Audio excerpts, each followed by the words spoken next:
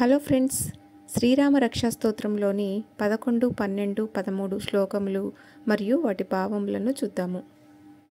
పాతాళ భూతల వ్యోమచారిణ షద్మచారిణః న దృష్టమపి శక్తాస్తే రక్షితం రామనామభిః. ఇప్పుడు అర్థాన్ని చూద్దాం.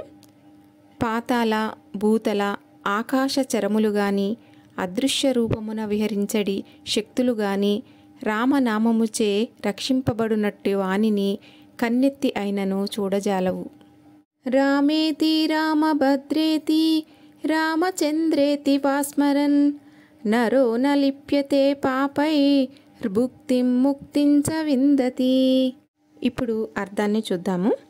రామ అని, రామభద్ర అని, రామచంద్ర అని పలికిడి నరునికి ఎట్టి పాపమును అంటదు. అతడు భుక్తిని ముక్తిని పొందగలడు. జగజ్జేత్రైకమంత్రేణ రామనామ్నాభిరక్షితం యః కంఠే ధారయేతస్య కరస్తాః సర్వసిద్ధయః. జగత్తును జయించగలిగిన ఏకైక మంత్రమగు రామనామముచే సురక్షితమైన ఈ రక్షాస్తోత్రమును కంఠస్థము చేసిన వానికి సర్వసిద్ధులు కరస్థములగును.